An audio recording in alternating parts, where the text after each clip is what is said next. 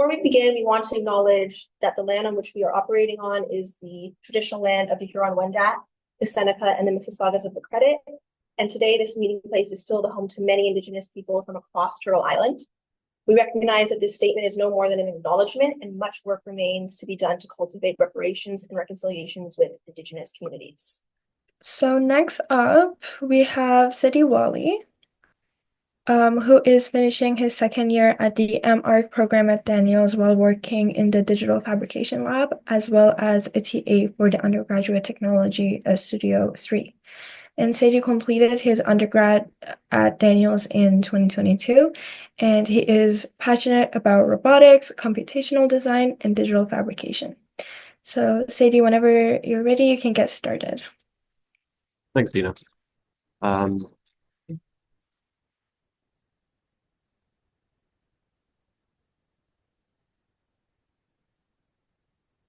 Can you see the screen?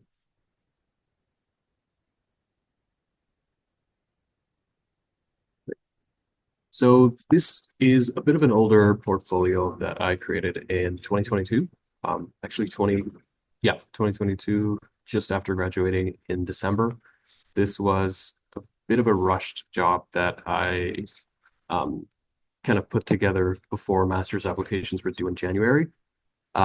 I applied to firms with this portfolio as well as currently I applied to MIT.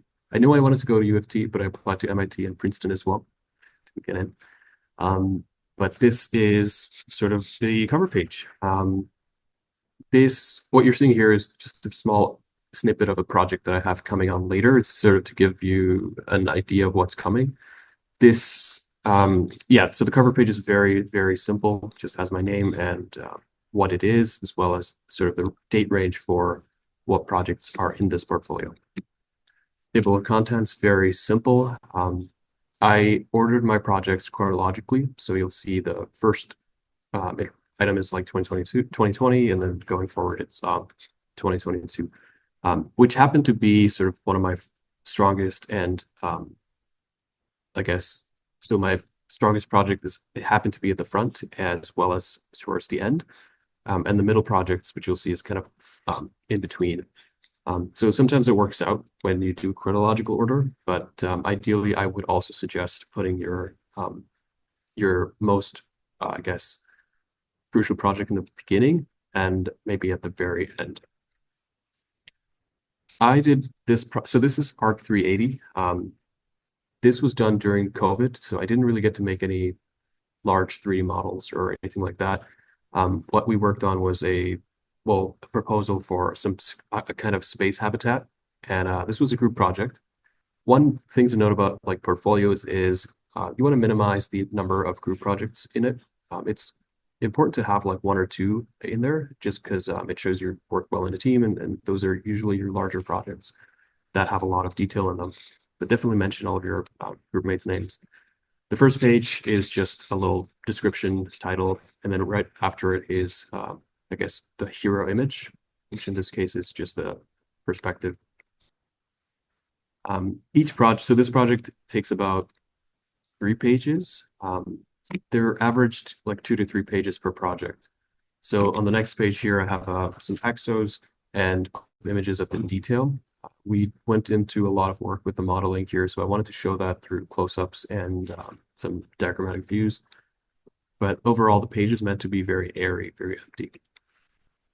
Third page is, again, more just simple diagrams, as well as some model photos, which is always good to have. This project is, this is my second year studio project. Here, I'm a bit of I'm more into computation, as you probably will see from the portfolio later on. But in this project, I created a script that would generate sort of these models for me, and I could analyze them and choose one. And one tricky thing about creating like a script and trying to show that in your portfolio is I would recommend against showing any kind of grasshopper image or any kind of don't show script or code in your portfolio. What you want to do is, in this case, this script creates a series of parametric shapes. So this is just all of the possibilities that could happen. by showing like such a large grid, it kind of shows that like this is not something that's possible to do manually. It's just yeah. This is the model that I selected, and I have a section, and again, just to keep some sort of symmetry and I guess like open white space in the page is important. Good. Moving on to model photos. I took these during COVID on my phone, and I kind of blacked out the background. In hindsight, I would have taken some better photos that would be larger. Yeah. So moving on to this. This is the ARC 280 project. I would say that this is one of the weaker projects on my portfolio. I had to kind of redo this whole thing from scratch because the previous one that I had originally done, I wasn't quite happy with. And it's important to be happy with what you're going to show. That way you're at least confident with your presentation. And this was a sort of a key thing for me because this was done like much later and I knew a lot more about Grasshopper at this point. So this allowed me to kind of do more with it. So some diagrams showing like the form generation, sample floor plans, as well as the generation of the facade.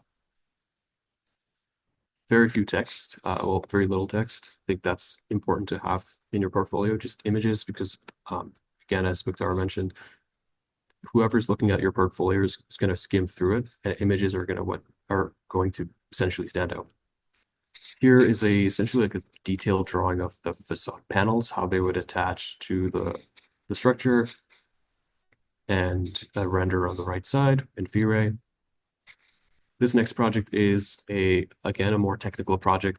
In this course, we made a robot. This was like a group project that would essentially use like Haruko markers to navigate space and create like a block. We were proposing it would create like something larger. But yeah, just an exploded exo, a rendering the background. The way I like to do my drawings is I don't really pay too much attention to line weights, though I probably should. I just do like a V-Ray render in the background and put some simple line work on the top. Yeah, that usually works out really well for me. Yeah. This next image is again just the sort of a rendering of what that could look like in real scale. Yep. So this is like my second last project, but this was my thesis work in Tech Studio. What I made was this sort of robotic assembly system that you could use your phone to kind of connect into this virtual world and essentially place a block, and the robot would do that for you. And it's like yeah, that's what it is. I spent like too long on this project and changed it way too many times in thesis, so definitely didn't get to put too much time into it. But just a really large axo, because I spent a lot of time working on the 3D model of this sort of assembly, and I wanted to show that in the largest sort of scale possible. So this is just a full spread image with some sort of, yeah, just an axo view. And another, so here, this on the left-hand side diagram kind of, it's a flow chart, like a flow diagram that kind of explains the system workflow. Again, instead of putting in a script, what you can do is put in a workflow diagram. Oh, this was not, okay, there's a bit more to this. So this is I believe this is the second last project. I worked on a research project at UofT where I was tasked to build this sort of sensor module. And I wanted to sort of include that in my portfolio, even though it's not architectural. There was still some design involved, and the sort of firms that I was applying to and the jobs weren't really architectural. They were more computational design, and yeah, so that's why I put that in here. This here shows just sort of like the timeline of design, starting from procurement in 2022 and sort of the final case design as well as the electronics.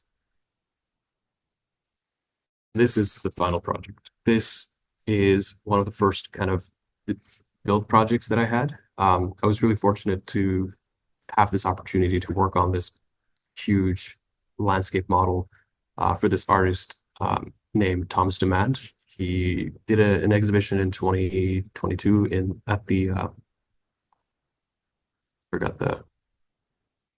forgot the gallery name. It's near it's on the west side. Oh, MoCA, Museum of Contemporary Art. So it's just photos mainly, but then we had this interesting structure underneath to create that landscape. We didn't actually make that whole thing solid, so I wanted to show the detail and how that worked, how that was put together in this diagram here, and then just some images of the process on the right, and some more process and testing, close-up photos, and finally just a large finished product to kind of show. Yeah, and then finally your last page should just be your name and ways to contact you. Phone number is good to have. And if you have a website, put that in there as well. And put your address. Don't put your actual address, just put the city and province you're from. If you're applying to the States, just put the country there as well. Moving on to just some general advice. Your portfolio should definitely not be treated as sort of a course project where you kind of push everything to the end and finish it in a few weeks. This should be something that you build onto sort of throughout the semester. I know it's easier said than done, and I'm definitely guilty of it even now. But having more time to do the portfolio is paramount. Yeah, in terms of just master's applications, mention your references, find references quickly and let them know that you're applying, give them a heads up, and pick people I think most schools require 2 to 3. Have 4 people in mind, and just you can sort of pick the same person for all applications, pick the same group, or select whoever you think is going to be more beneficial for that particular school. Yeah, that's it for me.